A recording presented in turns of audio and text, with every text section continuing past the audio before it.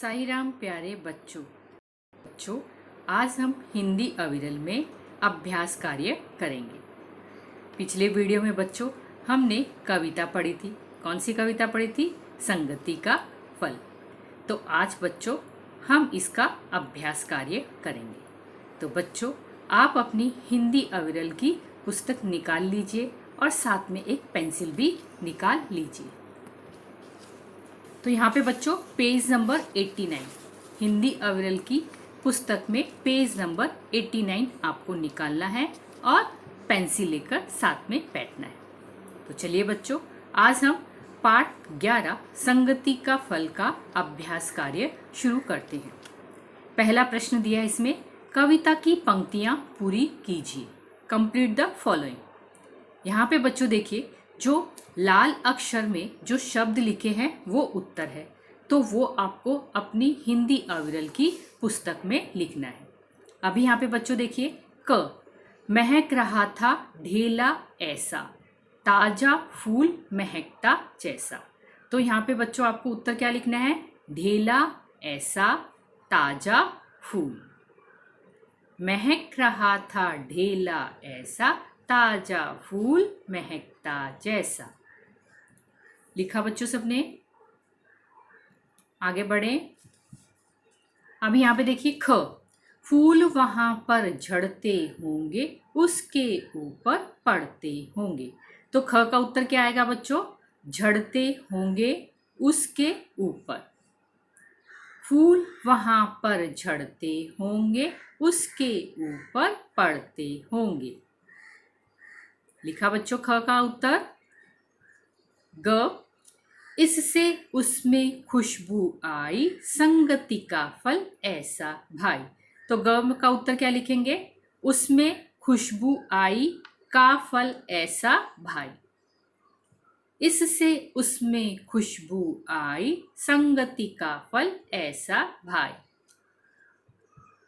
लिखा बच्चों सबने? अभी पेज नंबर 90 हिंदी अविरल का पेज नंबर 90 निकाल लीजिए। इसमें देखिए बच्चों प्रश्न नंबर 2 दिया है, भाषा की बात। समान तुक वाले शब्द लिखिए। समान लय वाले हमें शब्द लिखने हैं। यहाँ पे बच्चों पेड़ दिया है और पेड़ के सामने ही इसका उत्तर आपको लिखना है। तो पेड़ भेड़, पेड़ के सामने ही उत्तर क्या लिखेंगे? भेड़। फूल धूल, फूल धूल। फल हल, फल हल। महक चहक, महक चहक। लिखा बच्चों सबने? पेड़ भेड़, फूल धूल, फल हल, महक चहक। अगला प्रश्न देखिए, विपरीत अर्थ वाले शब्द यानी उल्टे अर्थ बताने वाले शब्द को हम विलोम शब्द कहते हैं। तो यहाँ पे बच्चों एक दिया है और एक का हमें विलोम शब्द लिखना है, विपरीत अर्थ वाला शब्द लिखना है। तो एक का क्या आएगा बच्चों? अनेक। तो वहां पे एक के सामने आपको लिखना है अनेक। एक अनेक। ऊपर नीचे, ऊपर नीचे। फूल कांटे, फूल कांटे। खुशबू बदबू, खुशबू बदबू। ताजा बासी, ताजा बासी। सुंदर कुरूप असुंदर, सुंदर कुरूप असुंदर। लिखा बच्चों सबने? अगला प्रश्न करें। तो चलिए अभी अगला प्रश्न नंबर 4। दिए गए शब्दों में क्रिया शब्द के आगे सही का निशान लगाइए। यहाँ पे बच्चों क्रिया किसे कहते हैं? जो शब्द किसी काम के करने या होने के बारे में बताते हैं उन्हें क्रिया कहते हैं। जो शब्द किसी काम के करने या होने के बारे में बताते हैं उन्हें हम क्रिया कहते हैं। अभी यहाँ पे बच्चों कुछ शब्द दिए हैं, उसमें से हमें जो क्रिया शब्द है उस पर सही का निशान लगाना है। तो यहाँ पे बच्चों देखिए क्रिया शब्द क्या है? जाना। तो जाना पर आपको भी सही का निशान लगाना है। जाना, उठाना, खिलना। जाना, उठाना, खिलना, ये तीनों शब्द क्रिया शब्द हैं, इसलिए आपको इन पर सही का निशान लगाना है। और सुंदर जो है वो क्रिया शब्द नहीं है, इसलिए उस पर सही का निशान नहीं लगाना है। तो जाना, उठाना, खिलना। लगाया बच्चों सबने, सभी ने सही का निशान। अगला देखिए, सूंघना, खेलना, झड़ना, फूल। ताजा, लड़का, खुशबू, पौधा। अभी यहाँ पे भी हमें क्रिया शब्द पर सही का निशान लगाना है। तो सूंघना क्रिया शब्द है, इसलिए आपको उस पर सही का निशान लगाना है।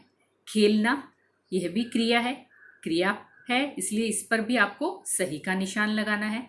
झड़ना भी क्रिया है, इसलिए इस पर भी आपको सही का निशान लगाना है। फूल, ताजा, लड़का, खुशबू, पौधा, ये क्रिया शब्द नहीं है।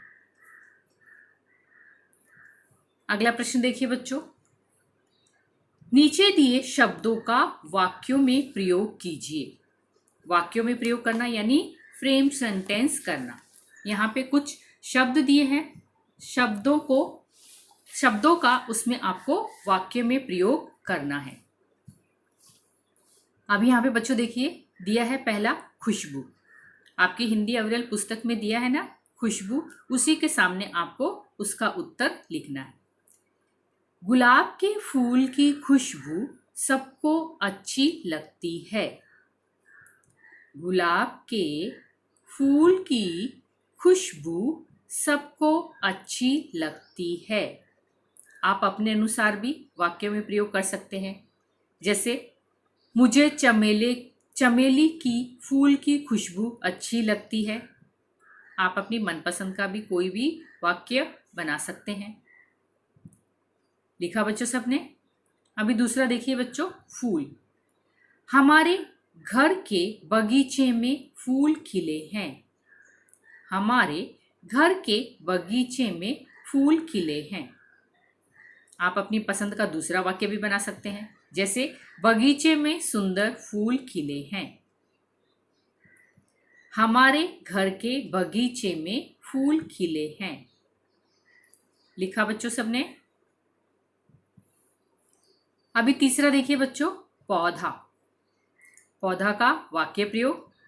माली तरह तरह के पौधे लगाता है। माली तरह तरह के पौधे लगाता है। या ऐसे भी लिख सकते हैं, मैंने गमले में पौधा लगाया। अभी आगे देखिए, लड़का। राम अच्छा लड़का है। राम अच्छा लड़का है। इस वाक्य को ऐसे भी बना सकते हैं, यह लड़का बहुत होशियार है। यह लड़का बहुत होशियार है। तो वाक्य प्रयोग आप अपनी पसंद का भी कोई भी वाक्य बना सकते हैं। अभी यहाँ पे बच्चों देखिए, आपकी हिंदी अविरल की पुस्तक में दोहा दिया है, पेज नंबर 91 दिया है ना।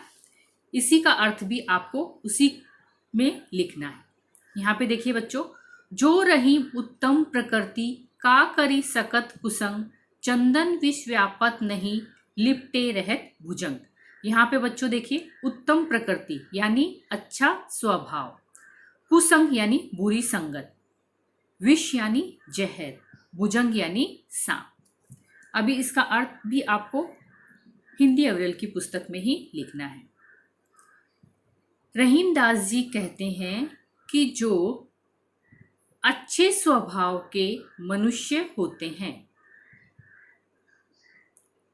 रहीमदास जी कहते हैं कि जो अच्छे स्वभाव के मनुष्य होते हैं उन पर बुरी संगति का कोई प्रभाव नहीं पड़ता। उन पर बुरी संगति का कोई प्रभाव नहीं पड़ता।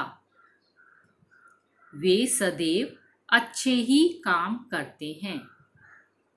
वे सदैव अच्छे ही काम करते हैं। ठीक उसी प्रकार जैसे चंदन का पेड़ रात दिन विषैले सांपों से घिरे रहने पर भी हमेशा सुगंध ही देता है। ठीक उसी प्रकार जैसे चंदन का पेड़ रात दिन विषैले सांपों से घिरे रहने पर भी हमेशा सुगंध देता है। लिखा बच्चों सबने? आगे बढ़े। अभी यहाँ पे बच्चों देखिए प्रश्न नंबर 7। इन शब्दों के आधार पर कविता लिखिए।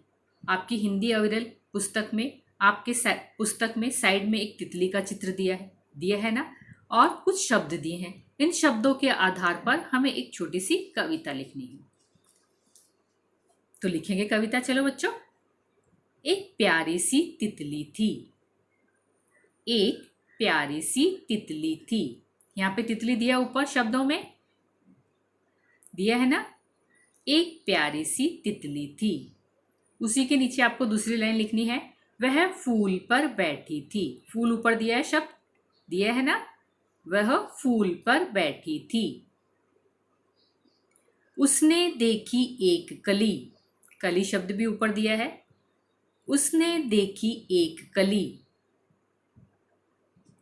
देख कली को वो बोली। देख कली को वो बोली, बचना मुझको शूल से। शूल यानी कांटों से। बचना मुझको शूल से, देखूं तुझको दूर से।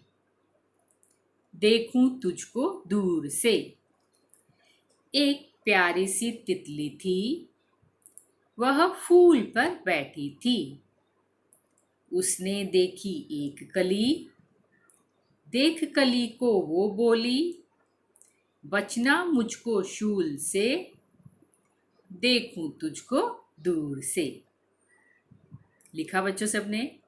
तो आज का अभ्यास कार्य आज जो हमने किया है संगति का फल, यह आपको अपनी हिंदी अविरल की पुस्तक में सभी बच्चों को करना अनिवार्य है। तो आज का अभ्यास कार्य हमारा यहीं पर समाप्त होता है। धन्यवाद।